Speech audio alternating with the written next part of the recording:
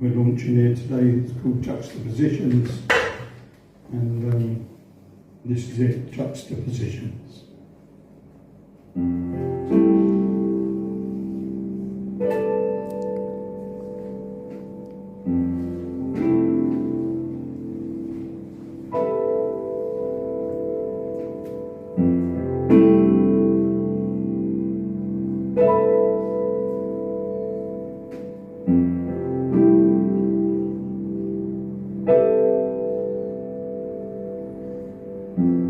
Impossible juxtapositions fly through my mind, and I cannot block them out. Beauty burns brightly in art galleries, colours, shapes, lines, edges softly defined.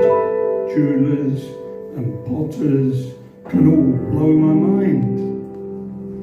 Exquisitely woven cloths turn me on. Paintings and drawings made in candlelight bring tears of joy at such recreation.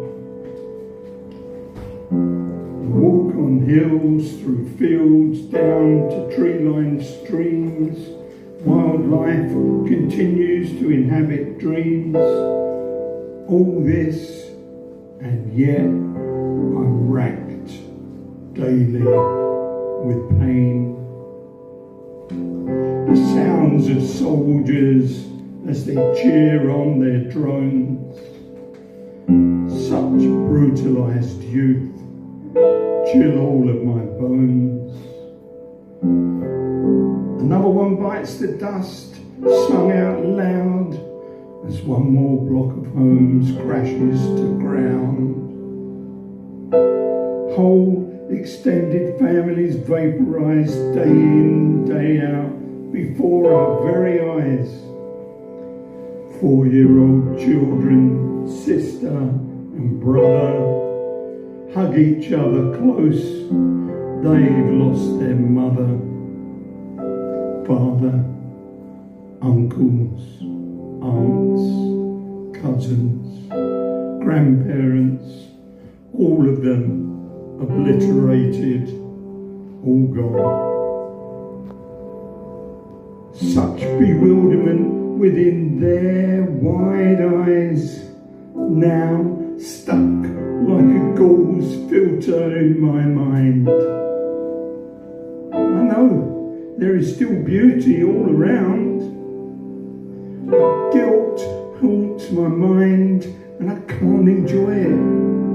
Nature so defiled, I can no longer wipe slates clean, erase horrors from my brain. I see there is still beauty in this world, but that look in their eyes is constantly here.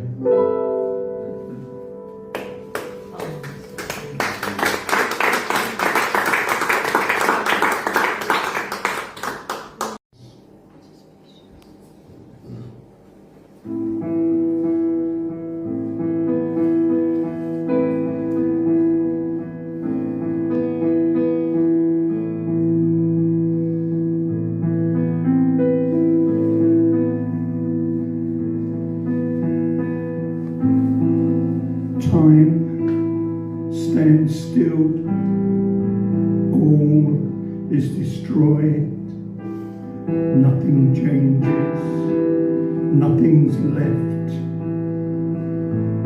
Unmanned aerial vehicles have a supreme relevance to carnage in Palestine. Modern weapons are obscene, none more so than unmanned drones. Very few people spoke out against the National Assembly when they attempted to set up a centre of excellence for UAVs in West Wales as part of Labour Party economic development plans to bring jobs to what was Europe's poorest region. Even Labour lefty doyen Diane Abbott saw drones as just another war weapon, a legitimate part of defence.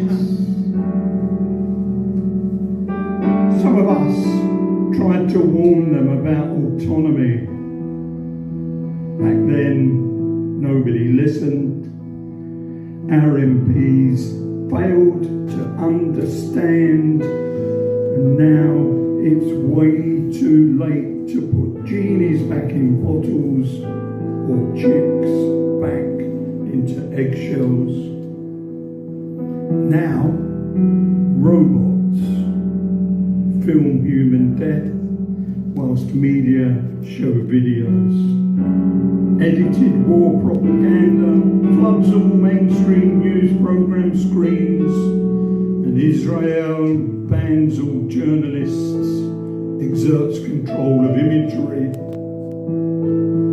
Surveillance-linked AI programmes developed in Park Aberporth, built into watchkeeper snoop drones, autonomously choose targets. Well, it's a win-win situation. Expensive troop numbers are cut back, fewer soldiers in body bags, and drones are far cheaper than fighter jets. Dollars, shekels, euros and pounds, modern warfare, cheaper all round. Majority of victims now, civilians caught in between collateral, cannon fodder, dehumanised, expendable and ultimately forgettable. Soon enough, news becomes movies. Military industrialists bank cash the same as they ever did. And this dystopia is far worse than any pulp sci-fi novel.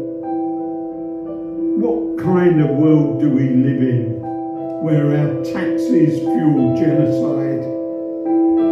Senior politicians lie daily as a matter of course, and new draconian laws are passed.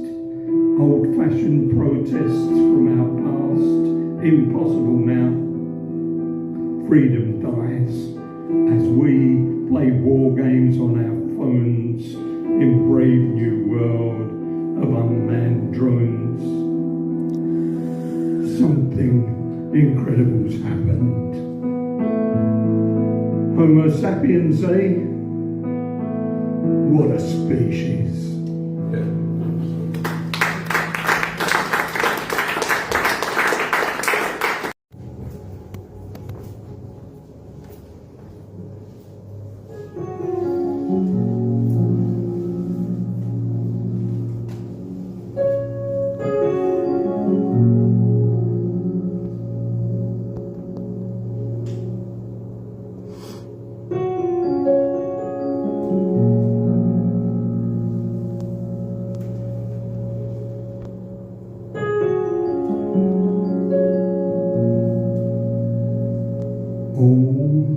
Those long lost, still, warm, thick summer days when butterflies struggle to flap their wings, ants retreat down into cool, deep dug nests, birds shelter beneath leafy canopies.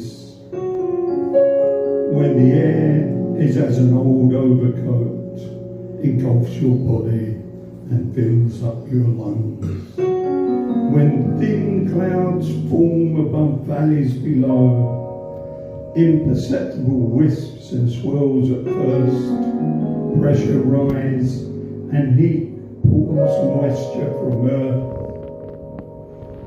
as billowed white pillows turn darkest grey, that thick, earthy smell of rain on the wind before the storm at the close of the day. This is how it feels at this point in time. Climate change and economic failure joined in an obscene Troilist tango by souped-up mutating fascism are on a crash course to global meltdown. This, the collapse of capitalism, was never forecast to happen this way. Never in one almighty, chaotic cataclysm of human stupidness. Who can comprehend the sheer negligence of elitist global politicians? The fucked anarchic internet structure infects people's minds with software somas, leaving them in thrall to techno wizards and their addictive artificial worlds. Such atomization negates action. At the very moment when mass revolt is needed far more than ever before, people are enslaved to online servers. In the real world, thin veneers peel away. Destitute, nouveau jobless, brought low by furlough, lockdowns, floods, fake news, false prophets, bamboozled by naked complexity, cannot survive without charged up smartphones. When we should all be coming together, millions of thumb twiddlers clutch consoles, whilst public services vanish into private fiefdoms that suck our coffers dry. Gamer junkies wind up almost insane, burnt out by adrenaline addiction. And meanwhile, all around, the latest version of the New World Order, well, it's but this time. MSM looks like a Matrix remake, and all frontline services stretched to limit. Yet, despite all of this, how we long for storm clouds to break and rain and hail to cease, and that line of red-tinged gold to appear on horizon and slowly explode into a giant sunset where roses tinge with gold. To attain this, we need revolution. Xanadu has to be more attractive than Fortnite, FIFA, Scrabble, or TikTok. But if we cannot tear these people away, sunsets and gold roses, not anymore.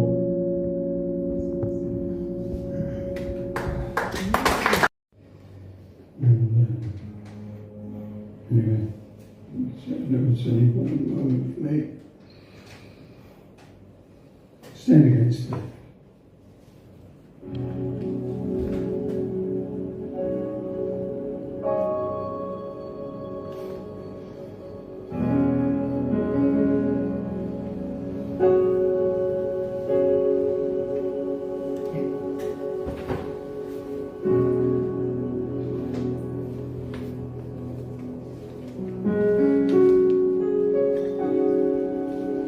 Increase bombardment, then sending crack troops.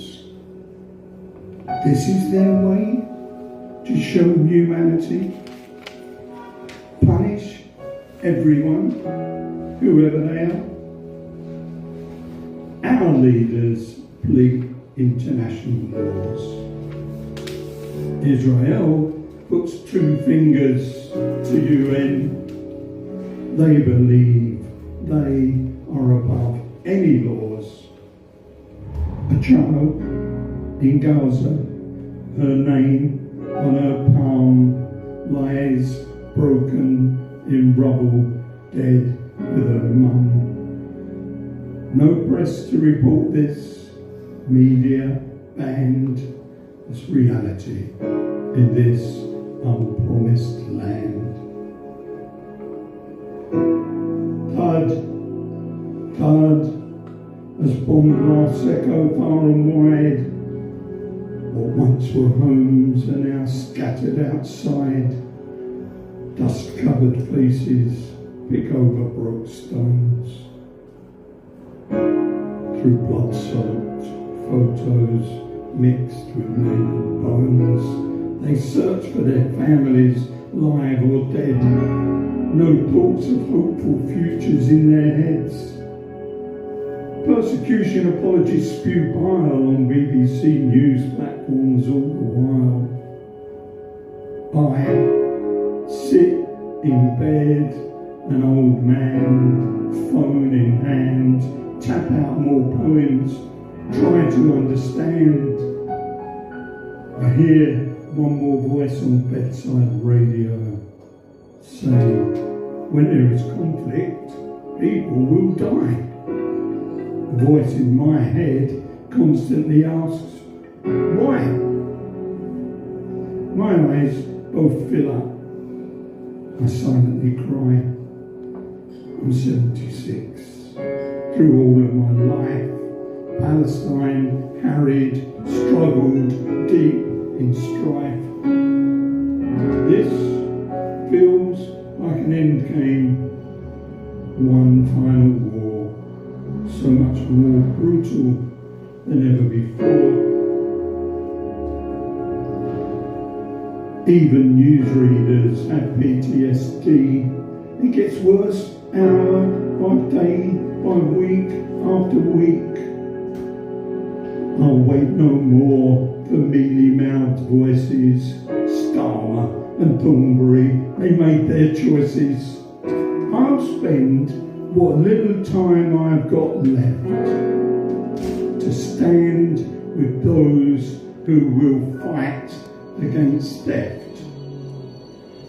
Theft of land, theft of rights, theft of ideas, theft of hope, theft of freedom, theft of justice, theft of homes, theft of dignity, theft of integrity, theft of history, theft of life, theft of existence, theft of belief, theft of childhood, theft of memory, theft of culture, theft of beauty. Well, let's end these crimes against humanity before Armageddon engulfs us all.